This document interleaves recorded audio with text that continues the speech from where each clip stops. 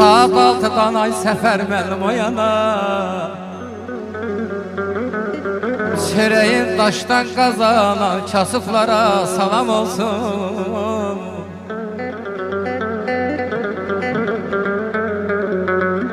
Döyüşlərdə zəfər çalan 44 gün torpaq alan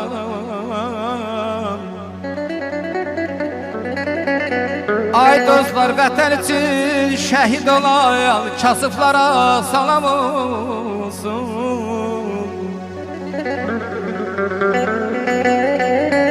Aycan, yaşa. Özünü oda yaxan, köynəyindən tər qoxuyan ay dostlar, bu şeirimi oxuyan kasıflara salam olsun.